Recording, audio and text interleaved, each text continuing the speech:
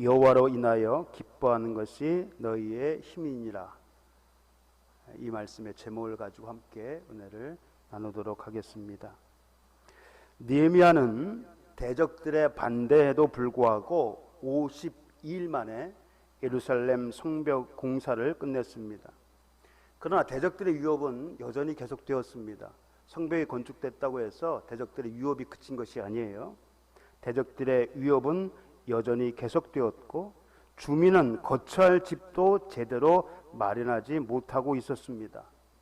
그러니까 예루살렘이 회복되기까지는 아직 갈 길이 멀었다는 거예요. 이제 성전은 이전에 지었고요. 이제 성벽 공사를 끝낸 거예요.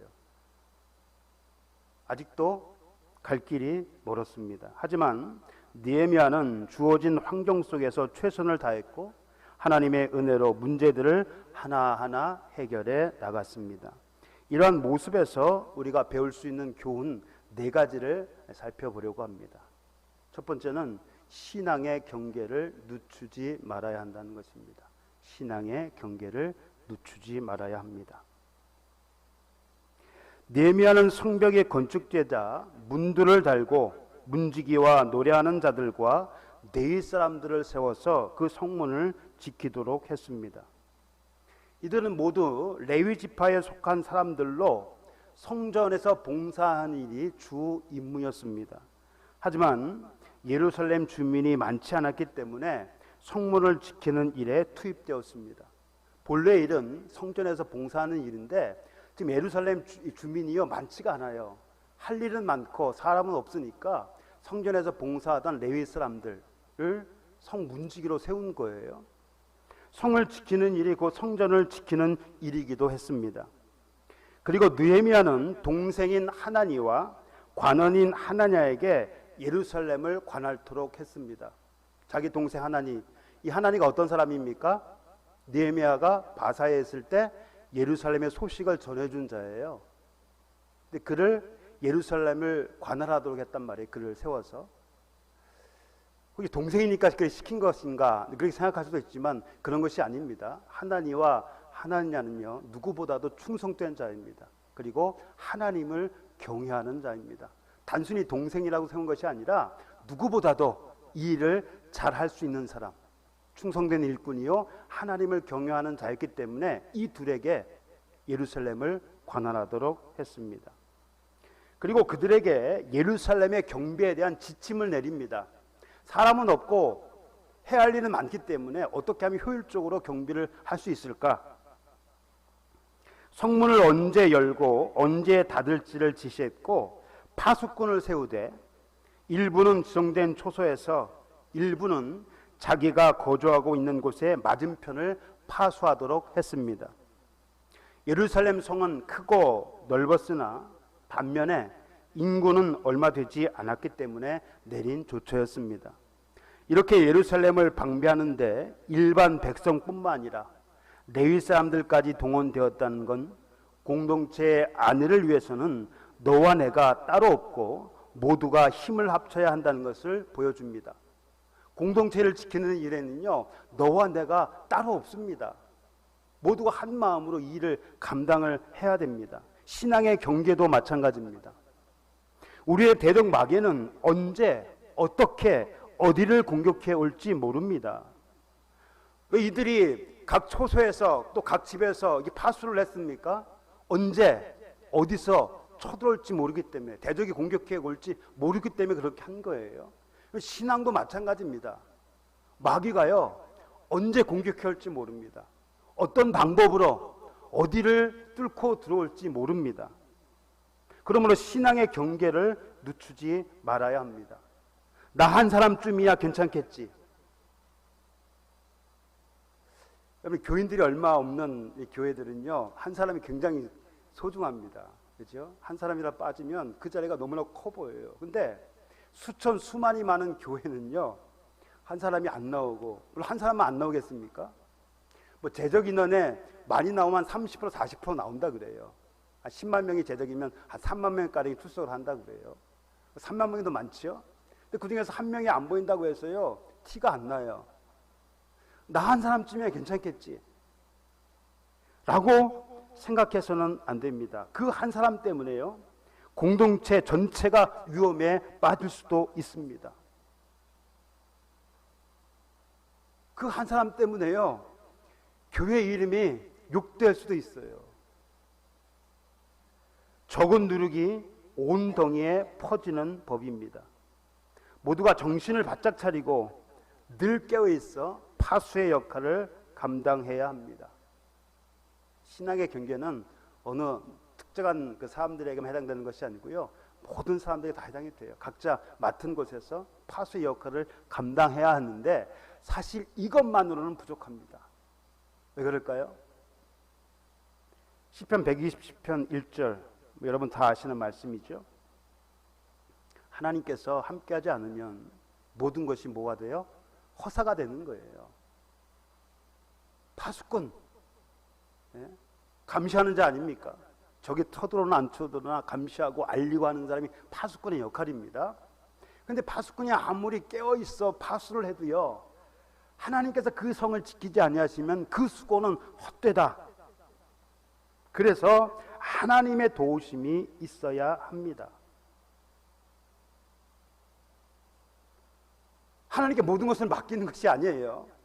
하나님 모든 것을 맡기고 와이분이 집에서 뭐 자야 되겠다, 이런 것이 아닙니다. 내가 할 수 있는 최선을 다하는 거예요. 적은 인원이지만 잠을 덜 자가면서 자기가 맡은 구역을 지키는 겁니다. 그러나 그것만으로 안 된다는 거예요. 하나님의 도우심이 있어야 됩니다. 하나님께서 함께하지 않으시면 사람이 그 어떤 노력도 헛수고에 지나지 않습니다. 그러므로 우리는 맡은 바 최선을 다하되 하나님을 의지하고 그분을 신뢰하며 그분을 자기의 도움으로 삼아야 합니다. 그런 자들이 복이 있다, 성경은 말씀하고 있습니다. 신앙뿐만 아니라요, 우리의 모든 하는 일들이 다 그렇습니다. 하나님의 도우심을 구해야 돼요. 내가 충분히 할 수 있겠지라고 생각하면 안 돼요. 그건 세상 사람들이 하는 일이고, 우리 그리스도인들은 무슨 일을 하든 하나님의 도우심을 구하고 해야 합니다. 그래야 풍성한 열매를 맺을 수가 있어요. 두 번째, 제자리를 지켜야 합니다.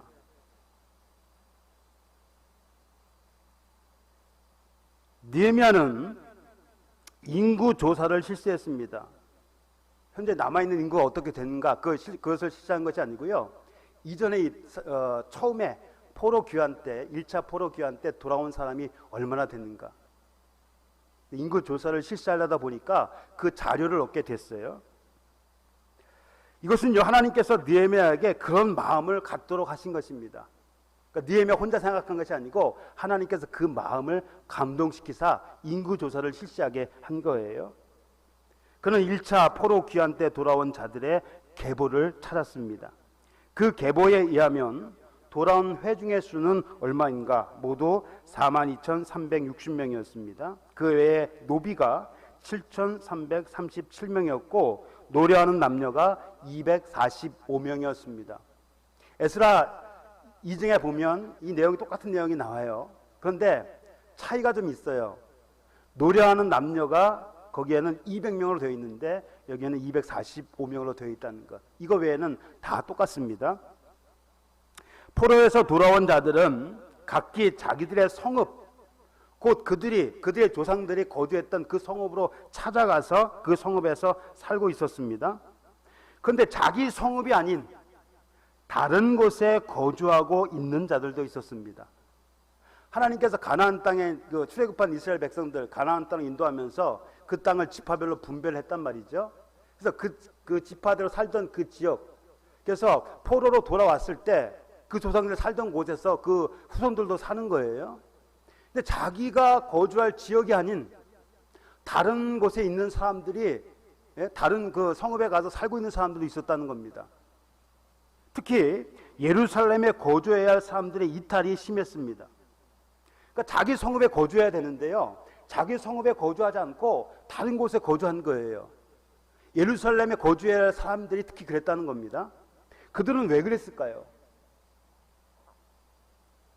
당시에는요, 성벽 건축이, 그러니까 성벽이 없었어요. 다 폐허가 되고 있었고요, 변변한 것이 제대로 없었습니다. 여러분, 성벽이 없는 곳은 위험합니다. 그죠? 대적들이 언제 쳐들어올지 모르잖아요. 그러니까 위험을 감수하고 거기에 있느니 차라리 더 안전한 곳으로 가서 살아야 되겠다. 그래서 예루살렘을 벗어나서 다른 곳에 살고 있는 사람들이 있었다는 겁니다. 하지만 이제 성벽이 건축되었으니 그들을 다시 예루살렘으로 이주시켜야 했습니다. 그러니까 성벽이 없어서 불안해서 떠났으니까 성벽이 건축되었으니 다시 돌아와야 되지 않겠습니까? 그래서 그들을 이주시켜야 되는데 그러기 위해서 인구조사를 실시한 거예요. 예루살렘에 거주했던 사람들이 왜 그곳을 떠나야만 했는지 충분히 이해가 됩니다. 성벽이 없으니까 위험해서 떠났다는 거죠. 충분히 이해가 돼요. 그렇다면 예루살렘에 남아있는 사람들은 왜 떠나지 않았던 것일까요? 어떤 사람은 위험해서 불안해서 떠났는데 그러면 왜 끝까지 남아있던 사람들은 왜 남아있었던 것일까요? 그들은 그것이 안전하다고 생각한 것일까요? 성벽이 없는 성읍은요, 누구에게나 위험한 곳입니다. 어느 사람에게 위험하고 누구에게는 위험하지 않는 것이 아니에요. 믿음과는 상관이 없어요. 다 위험해요. 제사장들을 비롯해 레위 사람들이야 그것에 성전이 있으니까 어쩔 수 없다 하더라도 일반 주민들은 왜 남았던 것일까요?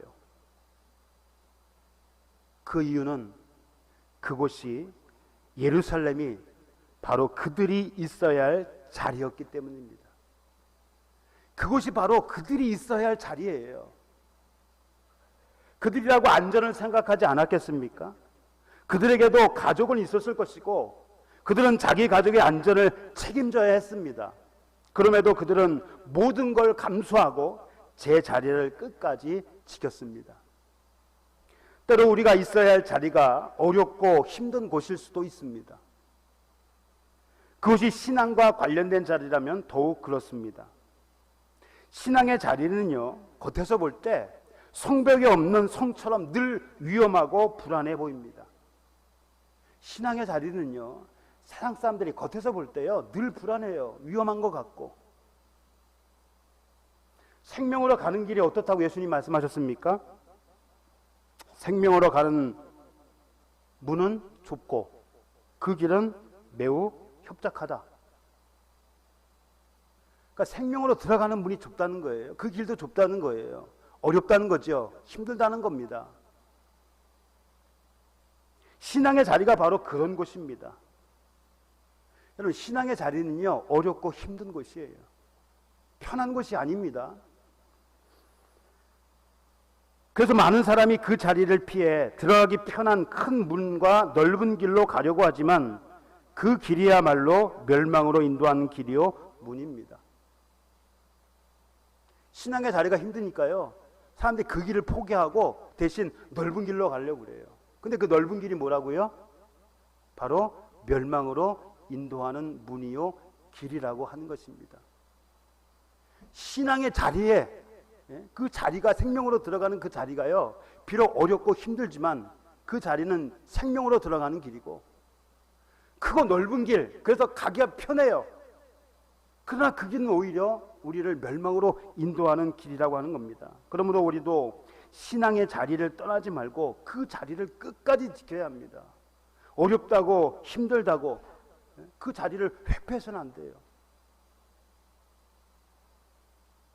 우리가 있어야 할 그 자리, 제 자리를 지키는 것, 그것이 바로 생명의 자리요, 우리가 있어야 할 자리입니다.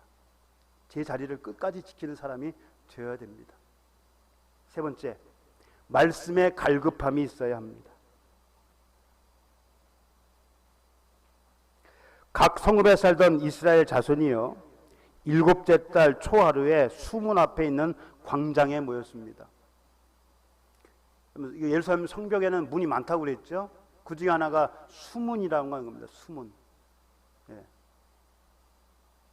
아마 이곳을 통해서 물을 들여왔던 것 같아요. 물. 자, 그 앞에는 넓은 길이 있었다고 합니다. 광장처럼 넓은 그런 장소가 있어서 7월 초하루에 그 앞에 모였습니다. 여러분, 유대 종교력으로 일곱째 달 초하루는 어떤 날입니까? 예? 몇 주절이요?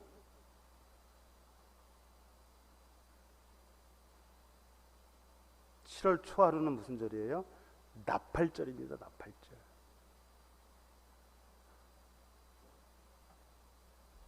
그날에 나팔을 불어서 나팔절이에요.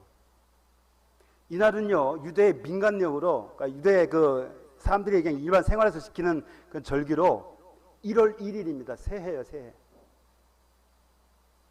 종교력으로는 7월달, 오늘날로 태양력으로는 9월달, 10월달이지만 유대 민간력, 그러니까 유대 민간에서 지키는 그런 날로는 이날이 1월 1일 새해입니다. 새해. 7월 1일 새해에 모여서 하나의 명령에 따라 아무 일 노동도 하지 말고 성회로 모이라고 그래서 그냥 모인 거예요. 7월 초하루에 모인 이유가 바로 그겁니다. 그럼 7월 달에는요, 절기가 좀 있어요. 몇 개가 되냐면 3개가 돼요. 7월 초하루에 지키는 나팔절. 그 또 뭐가 있습니까? 이스라엘 절기 중에서 가장 큰 절기로 이스라엘 백성들이 지금도 지키는 절기가 있어요. 속죄일. 7월 10일 속죄일. 그리고 또 뭐가 있어요? 7월 15일부터 지키는 초막절이 있어요. 초막절. 일주일 동안 지키는 초막절이 있어요. 느헤미야에는 이 나팔절과 그다음에 초막절을 지키는 장면이 나오죠. 그래서 이 나팔절을 지키기 위해서 이스라엘 백성들이 모였습니다. 수문화 광장에 모인 백성은요, 제사장 겸 학사인 에스라에게 모세의 율법책을 가져오길 청했습니다. 그동안 에스라가 어디에서 뭘 했는지 알 수가 없어요. 에스라 10장에, 그러니까 에스라에 이제 에스라가 나와 있죠. 근데 갑자기 에스라가 사라졌습니다. 느헤미야 1장부터 이 전까지 에스라가 어디서 뭘 했는지 기록이 없어요. 근데 갑자기 에스라가 등장합니다. 성벽이 건축된 동시에 에스라가 등장을 해요. 여기에 대한 여러 가지 설이 있습니다. 뭐 바사에 갔다 왔다 이런 말도 있고, 또 뒤에서 도와주고 느헤미야를 도와주고 있었다 뭐 이런 말도 있지만, 아무튼 에스라가 등장하지 않다가 갑자기 에스라가 등장합니다. 백성들이 에스라에게 뭘 요구했다고요? 모세의 율법책을 요구했어요. 뭐 하라는 겁니까? 그 율법책을 우리에게 가르쳐 달라는 겁니다. 그러니까 자진해서 말씀을 듣겠다고 지금 하는 거예요. 그래서 에스라가 백성 요구에 따라 율법책을 가지고 왔습니다. 그리고 특별히 뭘 만들었냐면 나무로 높은 강단을 만들었어요. 사람들이 많으니까 같은 위치에 있으면 잘 안 보이잖아요. 그래서 어떻게 해요? 높은 강단을 만들어서 사람들이 다 볼 수 있게끔 그렇게 한 거예요. 그래서 높은 나무 강단 위에 올라서서 율법책을 낭독했습니다. 몇 시부터 몇 시까지요? 새벽부터 정오까지, 그러니까 해 뜰 때부터 정오까지 몇 시간입니까? 해가 보통 해 뜰 때 그러면요 6시에 6시. 물론 그 계절에 따라 틀립니다. 뭐 5시에 뜰 수도 있고 뭐 7시에 뜰 수도 있어요. 근데 해 뜰 때 그러면 6시라고 보면 돼요. 6시. 예? 그 다음에 몇 시까지요? 12시까지. 몇 시간이요? 6시간을. 어떻게 해요? 서서 6시간을 서서. 누가요? 남자와 여자 그리고 알아들을 만한 모든 사람, 아이 깐난하게 빼고 말씀을 들을 수 있는 그 나이, 뭐 초등학생이 될 수 있고 뭐 청년성이 될 수도 있죠. 모든 사람이 와서 6시간 동안 서서 그 말씀을 들었다라고 하는 겁니다. 그럼에도 불구하고요, 그들은 자세가 흐트러지지 않았습니다. 우리처럼 이게 앉아서 들은 것이 아니에요. 서서 들었어요. 근데 우리는 1시간을 잘 못 견디잖아요. 그죠? 1시간을 잘 못 견뎌요. 그래서 이것저것 막 몸뒤치기다가 겨우겨우 그냥 예배를 마쳐요. 우리 교회는 좋은 교회라 말씀이 일찍 끝나는데 어떤 교회는 1시간 넘게 말씀을 전하는 교회도 있어요. 어떤 때는 2시간씩 전해요.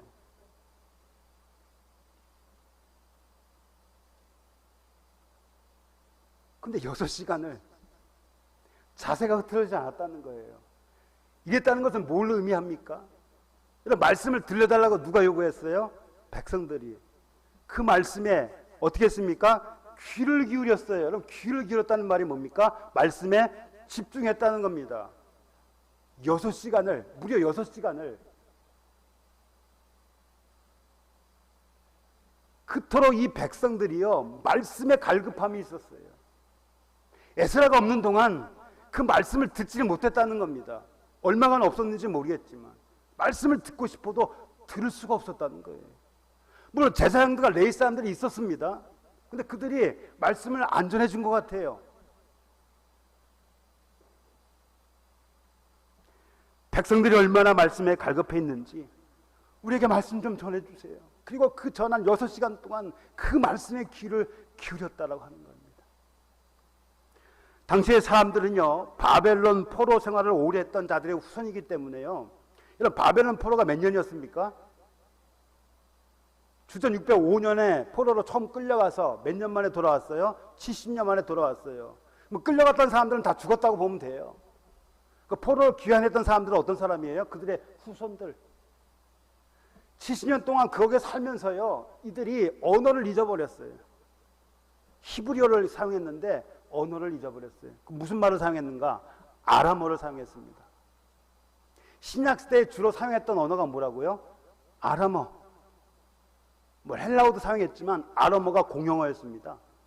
예수님께서 아람어를 사용하셨죠. 뭐 달리다쿰 뭐예요? 소녀야 일어나라, 아람어예요. 예수님께서 시몬에게 별명을 붙여줬습니다. 뭐라고 붙여줬어요? 시몬이 누군지 아세요? 뭐 시몬이 여러 명이니까. 예, 베드로의 본명이 시몬입니다. 예수님께서 별명을 붙여줬어요. 뭐라고 붙여줬어요? 원래 베드로가 아니고요, 아람어로 게바라 그랬어요. 게바. 이 게바를 헬라어로 옮긴 것이 뭐예요? 베드로입니다. 그러니까 아람어를 공용어로 사용하고 있었단 말이에요. 이들 역시 모국어인 히브리어를 잊어버리고요, 아람어를 사용했을 것으로 그렇게 추측을 합니다. 그러면 지금 모세의 율법은 어떤 언어로 기록이 되어 있습니까? 히브리어로 기록했겠죠. 그 율법이 언제 기록됐어요? 모세 때. 예. 당시에 이 모세 율법책은요, 모세 오경을 가리키는 것이에요. 예. 히브리어로 기록이 됐을 거란 말이지요. 근데 히브리어를 몰라요. 그러니까 성경을 읽을 수도 없고, 성경이 많지도 않을 뿐더러 성경을 읽을 수도 없어요. 누가 읽어줘야 된단 말이에요. 그럼 읽어주면 알아들 수 있어요? 여러분, 영어로 말해주면 여러분 해석할 수 있어요? 못하잖아요. 히브리어로 얘기해줘도 몰라요. 그럼 어떻게 해야 돼요? 그것을 해석해줄 사람이 필요하단 말이죠. 그래서 그 해석할 사람이 누구냐면요, 바로 느헤미야 8장에 나와 있습니다. 그들이 누구냐? 느헤미야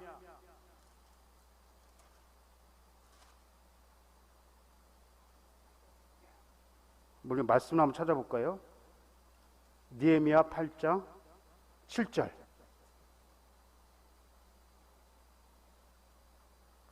다 같이 있습니다. 에스와와 바니와 세레바와 야민과 악굽과 사부대와 호디야와 마아세야와 그리다와 아사랴와 요사밧과 하난과 블라야와 레위 사람들은 백성이 제자리에 서 있는 동안 그들에게 율법을 깨닫게 하였는데, 8절 같이 읽겠습니다. 하나님의 율법책을 낭독하고 그 뜻을 해석하여 백성에게 그 낭독하는 것을 다 깨닫게 하니.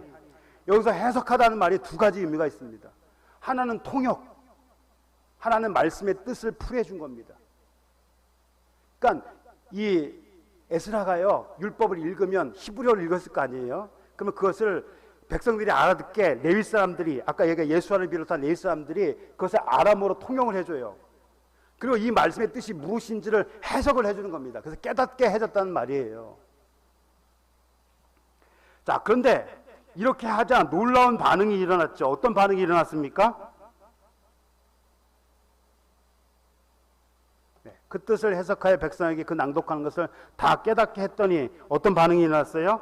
백성들이 그 율법의 말씀을 듣고 울었습니다.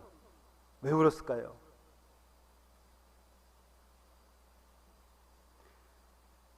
자신들이 얼마나 하나님을 거역하고 살아왔는지 말씀을 통해 깨닫게 된 겁니다. 말씀을 듣다 보니까요, 아, 내가 죄인이구나, 우리 조상들이 그렇게 큰 죄를 졌구나 라고 하는 것을 깨닫고 울기 시작한 겁니다. 이처럼 백성들은 갈급한 심령으로 말씀에 귀를 기울였고 그 말씀을 간절한 마음으로 받아들였습니다. 그래서 그 말씀이 그들의 죄를 자복하고 회개하도록 이끌었습니다. 어떤 사람은 말씀을 들으면서 막 감동이 되고, 어떤 사람은 회개하고 눈물을 흘리고 그러는데, 어떤 사람은 맹맹한 사람이 있어요. 그죠? 왜 그럴까요? 그 차이가 뭘까요? 말씀을 대하는 태도입니다. 얼마나 말씀을 간절함으로 대하는가. 간절한 마음으로 말씀을 받으려고 생각해요. 그런 사람들이 어떻게 해요? 귀를 기울여요. 그러니까 그 말씀이 그 마음밭에 뿌려지니까 어떻게 돼요? 그 심령이 변화가 되는 거죠. 죄를 자복하게 하고 회개하도록 그렇게 만드는 겁니다. 우리에게도 이런 말씀의 갈급함이 있어야 합니다. 그래야 말씀에 집중하고 귀를 기울이며 그 말씀을 간절한 마음으로 받아들일 수 있습니다. 그럴 때 우리의 심령은 변화되고 하나님의 말씀에 순종할 수 있게 되는 것입니다. 간절한 마음, 말씀의 갈급함이 있어야 됩니다. 제가요, 가끔 가다가 말씀을 전하면서 울 때가 있습니다. 뭐가 서러워서 우는 것이 아니에요. 저번에 한번 지금은 교회 안 나오시는 분이 계신데 강단에서 막 말씀을 전하다가 막 울었다면 제가 막 울었어요. 말씀 못 전할 정도로. 그랬더니 뭐 서러운 게 있는가, 일이 잘 안 풀려서 그런가, 그렇게 물어보는 사람이 있었어요. 물어보시는 어느 분이 계세요. 전혀 그런 것이 아닙니다. 제가 뭐 울고 싶어서 울려고 하는 것이 아니에요. 뭐 이것도 감동이라면 감동이라 할 수 있죠. 말씀을 전하다가, 어떨 때 제가 말씀을 준비하다가 혼자 울기도 하지만 말씀을 전하다가 나도 모르게 우는 경우가 있어요. 근데 울고 싶어서 우는 것이 아닙니다. 그 오해는 하지 말았으면 좋겠어요. 뭐 제가 그 말씀을 뭐 사모하고 뭐 이런 사람이다 얘기하려는 것이 아니고, 말씀을 읽다 보면 그 말씀이 내 마음에 닿으면 울 수도 있고요. 변화도 되고 그렇다는 거예요. 그러니까 중요한 것은 말씀에 대한 갈급함, 이것이 있어야 된다라고 하는 것입니다. 마지막으로 네 번째, 하나님으로 인하여 기뻐해야 합니다. 백성들이 말씀을 듣고 울자 느헤미야와 에스라 그리고 레위 사람들이 이렇게 말합니다. 오늘은 너희 하나님 여호와의 성일이니 슬퍼하지 말며 울지 말라. 특별히 느헤미야는요, 이런 말을 덧붙입니다. 너희는 가서 살찐 것을 먹고 단 것을 마시되 준비하지 못한 자에게는 나누어 주라. 이날은 우리의 성일이니 근심하지 말라. 이런 말을 덧붙였어요. 여러분, 나팔절은요, 성일이 뭡니까? 거룩한 날, 하나님께 거룩한 날이기 때문에 슬픔과 근심보다는 기쁨과 즐거움의 날입니다. 슬퍼하는 날이 아니에요. 기뻐할 날입니다. 그래서 느헤미야는 기쁨의 표시로 뭐 하라고요? 살찐 것을 먹고 단 것을 마시라. 한마디로 잔치를 벌이라는 겁니다. 기쁨의 날이니까 잔치를 벌이라. 그리고 그 잔치에 준비하지 못한 자, 여러분, 그 잔치에 준비하지 못한 자가 어떤 자들일까요? 뭘 준비하지 못했다는 거예요? 먹을 거 준비하지 못했다는 겁니다. 그럼 왜 먹을 거 준비하지 못했을까요? 여러 가지 이유가 있겠지만 가장 큰 이유는 가난했기 때문에. 그 가난한 자들도 함께 잔치에 참여토록 하라는 겁니다. 그들에게 먹을 것과 마실 것을 나누어 줌으로써 모두가 기쁨에 참여할 수 있도록 한 것입니다. 이 잔치에요, 한 사람이라도 소외된 자가 있다면 그에게는 하나님의 이 성일, 기쁨의 날이 그에게는 어떤 날이 돼요? 슬픔의 날이 되는 거예요. 그러니까 그런 사람이 없도록, 한 사람도 없도록 다 모두가 참여할 수 있도록 해라. 그것이 공동체의 의무입니다. 공동체에서는요, 한 사람 소외되면 안 돼요. 모두가 다 즐거워할 때 즐거워하고 슬퍼할 때 슬퍼해야 돼. 같이 해야 됩니다. 같이. 그래서 공동체의 가장 큰 공동체를 표하는 가장 큰 단어는 뭐냐면 함께라는 거, 함께. 2장, 사도행전 2장에 보면 이 그리스도인들이 예수 믿는 사람들이 어떻게 했습니까? 함께 모여 기도하고 떡을 나누고 가진 것을 자기의 소유를 나눠서 필요한 자에게 나눠주고, 그래서 함께 하는 것, 나누는 것, 그것이 바로 공동체의 의무예요. 한 사람도 소외되는 사람이 없도록 하라. 지금 느헤미야가 그렇게 말하고 있는 겁니다. 그래서 교회에서는요, 그런 자들이 나오지 않도록 서로 각별한 주의를 기울여야 합니다. 또 느헤미야는 이렇게 얘기하죠. 여호와로 인하여 기뻐하는 것이 너희의 힘이라. 무슨 말입니까? 여기서 힘으로 번역된 히브리어는요, 산성이나 요새를 의미합니다. 산성이나 요새. 한마디로 하나님께서 그들의 보호자가 되신다는 거예요. 당시 힘이 미약했던 유대인들에게 하나님께서 산성과 요새가 되신다는 것, 즉 그들의 보호자가 되신다는 것은 큰 위로와 용기가 아닐 수 없습니다. 그러므로 우리는 하나님으로 인하여 기뻐해야 됩니다. 하나님을 생각하면 기뻐해야 된다는 거예요. 하나님을 떠나서는요, 참된 기쁨을 얻을 수가 없습니다. 세상이 우리에게 주는 것은 기쁨과 즐거움보다는 슬픔과 근심뿐입니다. 겉으로는 기쁘고 즐거운 것 같지만요, 그 속에는 뭐가 있냐면 근심과 슬픔밖에 없어요. 만족감도 없고 평안도 없습니다. 그래서 불안하고 공허합니다. 많은 사람들이 그렇게 고백하잖아요. 유명한 배우 마릴린 먼로 같은 사람은 어떻게 고백했습니까? 내가 가지고 싶은 거 다 가졌음에도 불구하고 나는 항상 공허하고 불안하다. 세상에 주는 것은요, 기쁨과 즐거움으로 포장된 슬픔과 근심입니다. 그래서 불안하고 평안이 없습니다. 하나님을 의지하고 그분으로 인하여 기뻐할 때만이 우리는 참된 평안을 얻을 수 있고 세상을 살아갈 용기를 가질 수 있습니다. 이 세상에서 만족함이 없는 기쁨을 찾지 말고, 세상에서 기쁨을 찾으러 가지 말고요, 하나님 앞에서 주 안에서 영원한 기쁨을 발견할 수 있기를 소원합니다. 신앙 안에서 기쁨을 발견해야 돼요. 세상에 주는 기쁨은 이건 한순간입니다. 사랑하는 성도 여러분, 유다 백성이 기뻐하고 크게 즐거워한 이유가 어디에 있습니까? 모든 백성이 곧 가서 먹고 마시며 나누어 주고 크게 즐거워하니, 백성들이 기뻐하고 즐거워한 이유가 뭐예요? 먹고 마셨기 때문입니까? 그것이 아니지요. 뭐 때문에 그들이 즐거워했습니까? 말씀 때문에. 그들은요, 말씀으로 인해 슬퍼하며 근심했습니다. 자신이 얼마나 하나님을 거역하며 살아왔는지 말씀을 통해 깨닫게 되었기 때문입니다. 그런데 그 말씀 때문에 유다 백성은 또 즐거워할 수 있었습니다. 말씀 속에서 희망을 발견했기 때문입니다. 어떤 희망입니까? 하나님께서 이스라엘 백성을 사랑하신다는 것. 하나님을 섬기고 의지하는 것만이 그들이 살 길이라는 것. 비록 그들이 패역한 삶을 살았지만 그럼에도 불구하고 끝까지 하나님께서 이스라엘 백성을 사랑하신다. 이것이 그들이 성경에서 발견한 희망입니다. 우리도 마찬가지죠. 우리도 하나님의 말씀 백성이잖아요. 말씀대로 살아야 되는데 그렇게 살지 못할 때가 많이 있어요. 어떨 때는 세상 사람들은 못한 삶을 살 때가 있습니다. 그럼에도 하나님은 우리를 사랑하세요. 그것을 성경을 통하여 이스라엘 백성들이 발견을 한 겁니다. 성경은요, 하나님의 말씀은 사람을 변화시키는 힘이 있습니다. 왜 그렇습니까? 그 말씀이 바로 하나님의 감동으로 되었기 때문입니다. 그래서 성경을 읽거나 말씀을 들으면서 슬픔과 좌절에 빠진 사람이 용기를 얻고 절망 가운데 있는 사람이 희망을 발견하기도 합니다. 우리는 이 말씀을 늘 가까이 해야 합니다. 여러분, 말씀을 뭐라고 그래요?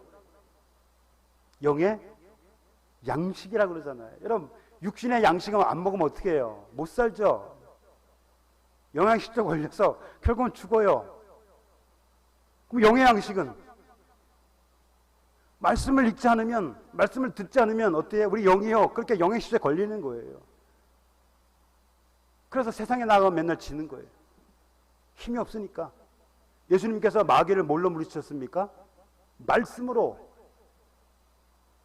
그래서 우리의 유일한 무기는요, 말씀입니다. 말씀.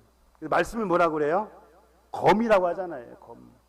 전신갑주를 입으라고 했는데 그래서 유일한 공격의 무기는 뭐예요? 말씀이에요. 말씀. 말씀을 늘 가까이 해야 됩니다. 그럴 때가 올 수도 있어요. 말씀을 듣고 싶어도 들을 수 없고 보고 싶어도 볼 수 없을 때가 올지 모릅니다. 개인적으로 올 수도 있고요. 전체적으로 올 수가 있어요.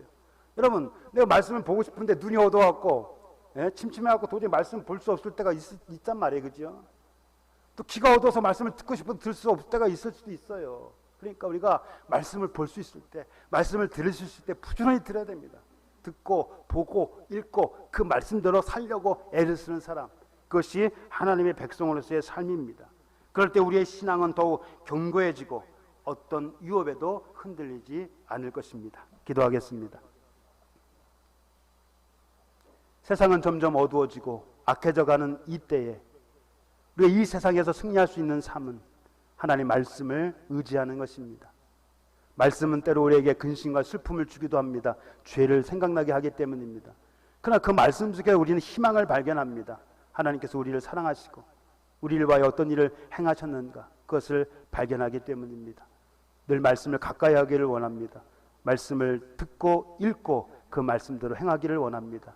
그래서 우리의 삶이 더욱 윤택해지고 우리의 믿음이 더욱 견고해져서 우리가 이 세상 사는 동안 하나님을 영화롭게 하는, 하나님의 영광을 나타낼 수 있는 귀한 삶을 살아갈 수 있도록 은혜를 베풀어 주옵소서. 예수님의 이름으로 기도하옵나이다. 아멘.